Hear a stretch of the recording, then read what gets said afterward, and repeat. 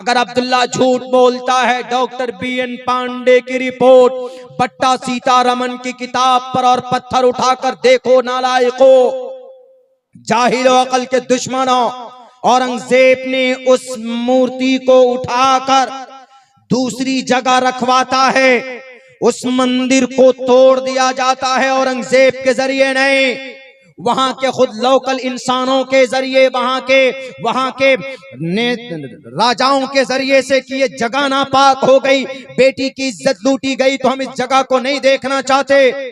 औरंगजेब ने उस मूर्ति को दूसरी जगह पर रखवाया और औरंगजेब खड़े होकर उस मूर्ति के ऊपर फिर भव्य मंदिर बनाया। उसी मंदिर का नाम आज काशी विश्वनाथ के मंदिर है, जो बनारस के अंदर मौजूद है। वही काशी विश्वनाथ की मंदिर को औरंगजेब ने नहीं बनाया।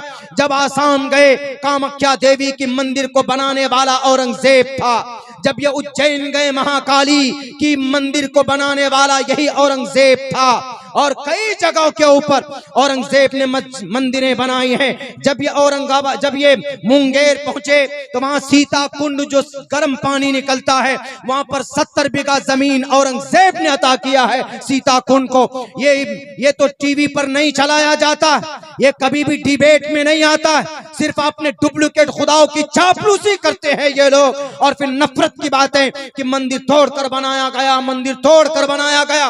मंदिर 100 मंदिर तोड़कर अगर मस्जिद बनाया जाए तो वो मस्जिद जायज नहीं है। इस्लाम में जायज ही नहीं है मंदिर तोड़कर किसी जमीन को कब्जा करके उसके ऊपर मंदिर बनाना। तो कैसी बात करते हो? अगर होता ऐसा, औरंगजेब अगर ऐसा होता तो औरंगजेब पूरे भारत के अंदर 50 साल तक अखंड भारत में हुकूमत की। उसने टोटल मस्जिदों को, मंदिरों को तोड़ दिया होता, एक भी मंदिर नजर ना आता। और बहुत लंबा जमाना नहीं, 1707 के अंदर उनकी वफात हुई। यानी अब से तकरीबन मेरे ख्याल से 600 साढ़े 600 साल पहले की जिंदगी। इतने दिनों के अंदर एक भी मंदिर नजर नहीं आता। लेकिन नहीं, उन्होंने मंदिर नहीं तोड़ा है, उन्होंने मस्जिदें तामीर जो की। वहां पर मस्जिद ज्ञान वापी, तो वहां पर उन्होंने जब मंदिर बनाना शुरू किया, देखा कि एक छोटी सी मस्जिद बनी हुई पहले से, उनके दादा परदादा के जमाने से, अकबर के जमाने से, 1606 में वफात हुई अकबर का, तब से वो मस्जिद वहां पर मौजूद है, तब से मौजूद है। तो औरंगजेब तो बनाया तोड़ा ही नहीं किसी मंदिर को, तो कैसे बोला जाता है कि मस्जिद ज्ञान वापी को तोड़कर औरंगजेब ने ये मंदिर तोड़कर मस्जिद बनाया? उसने तो मंदिर बनवाया है, उसने तो विश्वनाथ की मूर्ति को बचाया है। किस अदालत में आने के लिए बोलना चाहते हो? बोलो, वहां पर आकर बोलूंगा मैं। लेकिन नहीं, आज तक प्रूफ हो पाया किसी मंदिर को तोड़कर मस्जिद बनाया? बाबरी मस्जिद भी प्रूफ नहीं हुआ। सुप्रीम कोर्ट ने भी ये कबूल किया कि जो मस्जिद है ये मस्जिद ही थी, किसी मंदिर को तोड़कर मस्जिद नहीं बनाई गई। सुप्रीम कोर्ट ने यह एतराज किया जब फैसला दिया था, नहीं प्रूफ कर पाए। इसलिए मैं कहता हूं प्रूफ कर दीजिए, टोटल मस्जिदें आपके। और फिर क्या झगड़ा है ये भाई? 400, 500, 600, 700 साल पहले का मामला, तब का झगड़ा अभी लेकर आ रहे। कौन बनाया, क्या तोड़कर बनाया? अरे अभी जो जगह, जहां पर जो चीज है उसको तो मत तोड़िए। हिस्ट्री बनाना चाहते हो तो आगे हिस्ट्री फ्यूचर में बनाया जाता है, मुस्तकबिल पास्ट के चीजों को तोड़कर गलत फैसले दे देकर हिस्ट्री नहीं बनाई जाती। अल्लाह की मदद भी क्यों नहीं आ रही है मुसलमानों? बैतुल्लाह को तोड़ने के लिए तो अबरहा आया था, हाथी लेकर, 350 हाथी लेकर आया था। लेकिन अल्लाह ने किसको भेजा? तैरन अबाबिल तरमीहिम बिहिजारतिम मिन सिज्जील। ये जो गोली बनी है ना, जो बंदूक में AK-47 में डालते हैं, गोली जो निकलती है बाहर को तेजी के साथ में, इस गोली की शुरुआत हुई है तैरन अबाबिल के चोंच में, जो मसूर के दाल के कलअदस, मसूर के दाल, उसकी जो दाल के जो दाने होते हैं, इतने छोटे छोटे चोंच में, और दोनों पैरों में जो वो कंकरी थी, जो पत्थर था, उसी पत्थर को, उसी कंकरी को देखकर गोली की शुरुआत की गई है। तैरन अबाबिल को भेजा, 3 पत्थर, एक चोंच में, दोनों पैरों में, और जहां पर जिसके सर पर वो लगता और वहीं पर वो इंसान ढेर हो जाता। किस लिए? वो मस्जिद को शहीद करने के लिए चला था, काबतुल्लाह को शहीद करने के लिए चला था। मस्जिद अक्सा 2 मरतबा यहूदियों ने अपने कब्जे में, ईसाइयों ने अपने कब्जे में लिया, लेकिन दोनों मरतबा, एक मरतबा उमर फारूक ने, दूसरी मरतबा सुल्तान सलाहुद्दीन अय्यूबी ने अपने कब्जे में लिया। अल्लाह की मदद आई हमेशा। बद्र के मैदान में सहाबा लड़ रहे हैं, 313 ज्यादा नहीं है, 313 ही है, लड़ रहे हैं, परेशान हो रहे हैं।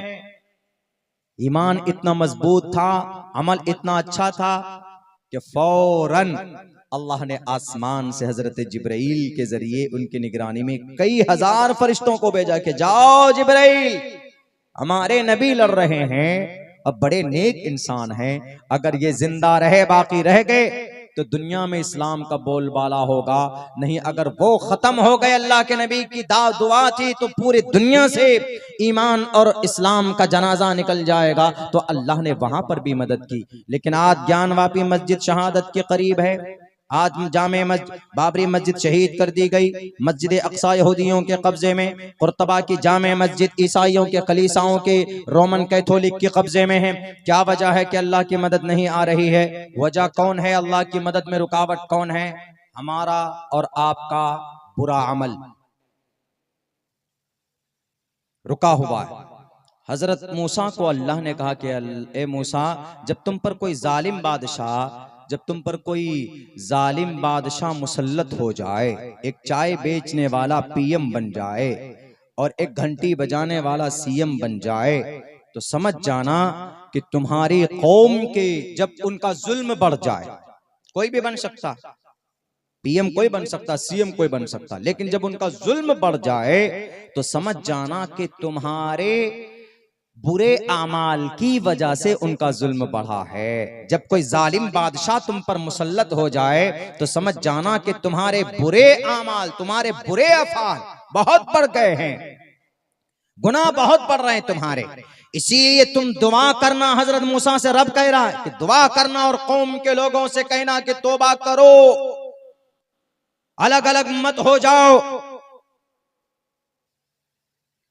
हम मुसलमान आलमी सतह पर अलग अलग, दुनिया, पूरी दुनिया को 10 दिन तक खाना खिला सकती है कौन?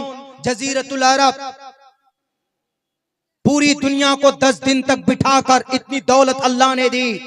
जजीरतुल अरब में ओमान है, कतर है, बहरीन है और ये आपका यूनाइटेड अरब अमीरात है, यूएई जिसको बोलते हैं, जहां दुबई है, उसका कैपिटल अबू धाबी, सऊदी अरब भी उसी में आता है। 10 मुल्क है जिसको जजीरतुल अरब बोला जाता है। दुनिया की किसी जमीन पर अल्लाह ने इतनी दौलत नहीं रखी जितनी जजीरतुल अरब के अंदर दौलत रखी है। सरकारी आंकड़े बताते हैं कि अगर पूरी दुनिया को 10 दिन तक खाना खिलाना पड़ जाए, पूरी दुनिया में 10.5 अरब इंसान है, 10 दिन तक खाना खिलाना पड़ जाए बिठा करके, तो बड़ी आसानी के साथ में ये जजीरतुल अरब वाले खिला सकते हैं। लेकिन पता है क्या है वहां पर? वहां पर मस्जिद से इनको मोहब्बत नहीं है। किस चीज से मोहब्बत है? मंदिर से मोहब्बत है। मैंने एक बयान दिया था कुछ दिनों पहले कि भाई अरब के अंदर में कुछ बादशाह हैं, उनका लिंक जुडाइज्म से है, तो हमारे खिलाफ एक पर्चा निकाल दिया गया था। यही सीमांचल में हमारे कुछ साथियों ने मौलाना अब्दुल्ला को बैन करो, कैसे इन्होंने जजीरतुल अरब के खिलाफ बोल दिया। क्या बोलोगे? यूएई का प्रेसिडेंट, यूनाइटेड अरब अमीरात, इन जजीरतुल अरब में सबसे ज्यादा मालदार, सबसे ज्यादा मालदार दुबई। दुबई जजीरतुल अरब में से यूएई में आता है, अरब अमीरात में आता है। अरब अमीरात अलग कंट्री है, अरब अमीरात अलग कंट्री, उसी के अंदर दुबई शहर दुबई है। उसका पता है उसका बानी कौन? उसका बानी क्या बोलेंगे, उसका फाउंडर, उसका पहले से मेहनत करने वाला कौन? उसका नाम है मोहम्मद बिन जैद अन-नहयानी। मोहम्मद बिन जैद अन-नहयानी 27 एकड़ जमीन दी है इन्होंने। किस लिए 27 एकड़ जमीन? कहां पे? कैपिटल में, अबू धाबी। ये यूएई का जो राजधानी, उसकी जो राजधानी है, वहां पर 27 एकड़ जमीन दी है मोदी जी को। किस लिए पता है? मंदिर बनाने के लिए। देखिए, मस्जिद बनाने के लिए कुछ नहीं, मंदिर बनाने के लिए 27 एकड़ जमीन 1,10,000 स्क्वायर फीट में मंदिर, भव्य मंदिर बनेगा। जजीरतुल अरब जहां कुरान नाजिल हुआ, सहाबा किराम के मुकद्दस मकामात कदम पड़े,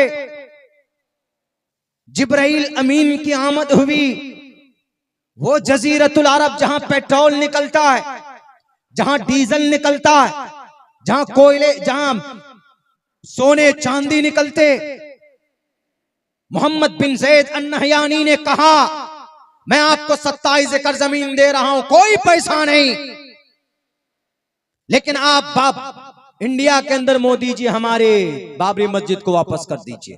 किया नहीं, क्या बोल सकते थे ना वो।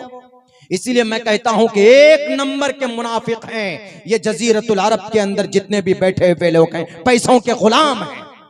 मस्जिद से कोई मोहब्बत नहीं। मस्जिद बनाने के लिए आपने 27 एकड़ जमीन नहीं दी, बुतों की पूजा के लिए आपने 27 एकड़ जमीन दे दी, तो अल्लाह तबारक व तआला इन मस्जिदों को शहीद करेगा कि नहीं करेगा? अल्लाह की मदद आएगी कि रुक जाएगी? क्यों? मस्जिद से मोहब्बत ही नहीं।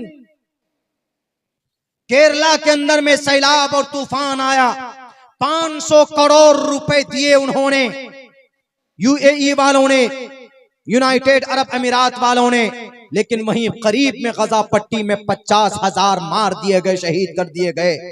500 करोड़ तो दूर की बात, 5 रियाल भी नहीं दे सका। ऐसे दकियानूसी जालिम है ये लोग। इसीलिए अल्लाह की मदद नहीं आ रही। अल्लाह की मदद क्यों रुकी हुई? आज एक बरेलवी मकतबे फिक्र का आलिम दीन, कल शायद गुजरात में उनका प्रोग्राम था, ट्विटर पे देखा, मुफ्ती सलमान नाम करके है, उनको एटीएस वालों ने पकड़ लिया कि आपने अपने अशार के अंदर, आपने अपने जुमले के अंदर में कुत्तों से ताबीर किया, किसी का कुत्तों से शायद उनका नाम लिया गया है। तो उनको एटीएस वालों ने पकड़ लिया कि आप भड़का रहे हैं, आपने किसका अपमान किया है? सवाल जवाब हो रहा है। टोपी और दाढ़ी वाला था, मौलाना था, सलमान नाम था, शेरवानी थी, तो आपने पकड़कर फौरन अंदर कर दिया। वहीं पर राजा सिंह तो बहुत भूखता है, वो तो कुत्ते ही की तरह भूखता है, उसको नहीं पकड़ा जाता। उत्तर प्रदेश के अंदर में कई सारे ऐसे लीडर हैं जो हिंदू मुस्लिम को लड़ाने के लिए बातें करते हैं। सोशल मीडिया में सैकड़ों वीडियोस मौजूद हैं, आप देखेंगे तो आपको पता चलेगा कि भी अनाप शनाप माइनॉरिटीज के खिलाफ गाली बकते हैं। किसी को एटीएस वालों ने पकड़कर अंदर नहीं किया। हम लड़ते रहे आपस में, अरे नहीं नहीं, सलमान अजहरी साहब तो देवबंदी मकतबे फिक्र का था, मानता हूं देवबंदी, ये बरेलवी मकतबे फिक्र का था, मानता हूं कि बरेलवी, देवबंदी, अहले हदीस मकतबे फिक्र अलग अलग हैं, लेकिन आपको टारगेट सिर्फ इसलिए किया जाता है, you are Muslim, you have टोपी एंड दाढ़ी, यू हैव पगड़ी। उसको इस बुनियाद पर अरेस्ट नहीं किया है कि तुम बरेलवी हो। मौलाना मुफ्ती अब्दुल समी को इसलिए नहीं पकड़ा गया था कि तुम देवबंदी हो। मौलाना कलीमुद्दीन सिद्दीकी को इसलिए नहीं पकड़ा गया था कि भाई आप नदवी हैं, आप देवबंदी हैं।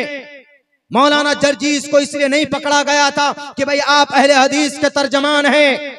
डॉक्टर जाकिर नायक को इसीलिए बैन नहीं किया गया कि आप अहले हदीस हैं, इसलिए टारगेट किया जाता है यू आर मुस्लिम। अरे जब काफिर और मुशरिक आपको मुसलमान समझते हैं तो भारत का, पूरी दुनिया का मुसलमान अपने आप को मुसलमान क्यों नहीं मानता? एक दूसरे की मदद में क्यों नहीं खड़ा होता? सवाल करना चाहिए गुजरात एटीएस से कि मुफ्ती साहब ने अगर कुत्तों से ताबीर की है तो कोई गलत नहीं की, इसलिए कि बेटियों की इज्जत को लूटते हैं। 17 बेटियों की इज्जत लूट कर उनके कंकाल मिलता है यहाँ मुजफ्फरपुर बिहार के अंदर। मासूम बच्ची जाती है पढ़ने के लिए, उनके ऊपर पेट्रोल डालकर जला दिया जाता है। तो ये कुत्ता नहीं है तो क्या है? ये कुत्तों जैसी सिफत है। अगर उन्होंने बोला है किसी को तो गलत नहीं बोला है। एटीएस वालों ईमानदार बनो, देश के मुजरिमों को पकड़ो। आप आपकी हथकड़ी विजय माल्या के हाथ में नहीं लगती, आपकी हथकड़ी मेहुल चौकसी के हाथ में नहीं लगती, आपकी हथकड़ी और दूसरे बाल मुकुंदाचार्य के हाथ में नहीं लगती जो देश के कानून और संविधान के खिलाफ बोलते। एक मौलाना, एक टोपी और दाढ़ी वाला जो सुन्नत रसूलुल्लाह का गुलाम है, जो आशिक रसूल है, जो अमन की बात करता है, जो सुकून की बात करता है, उनका मतलब यही था कि आज जुल्म का बाजार गर्म है। आज हर तरफ देखो तो जानवरों के बिल मुकाबिल इंसानों की कोई कीमत नहीं रह गई है। जानवरों को पूजते हैं लोग, इबादत करते हैं, और इंसानों को लोग मारते हैं तलवारों से। ये कुत्ता गिरी नहीं है तो क्या है? इस हैसियत से अगर उन्होंने बोला है तो ये गलत नहीं है। दुनिया के किसी भी विद्वान से पूछ लीजिए जाकर के आप। लेकिन मेरे भाइयों मुसलमानों, इबरत का मकाम तो हम लोगों के लिए कि ये सब कुछ हो रहा है, अल्लाह की मदद नहीं आ रही है, तो अल्लाह की मदद वहीं रुकी हुई है कि मुसलमान बटा हुआ है और मुसलमान बुरे रास्ते पर चल रहा है। न नमाज मुसलमान पढ़ता है, न मस्जिदें आबाद मुसलमान करता है, और न कोई लायहाय अमल है अपनी जिंदगी गुजारने की मुसलमानों की। तबीयत बड़ी खुश हुई जब पता चला कि 27,800 रुपए यहाँ के यंग जो युवा क्लब के नौजवानों ने पेश की। बड़ी तबीयत को खुशी मिली।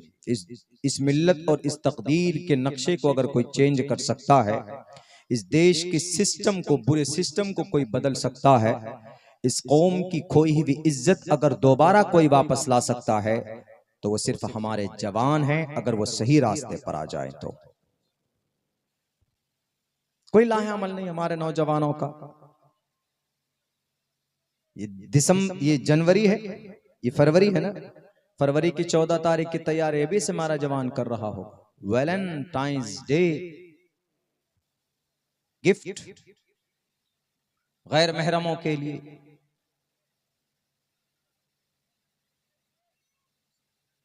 शरीयत के खिलाफ काम करने में हमारे कुछ नौजवान आगे रहते हैं।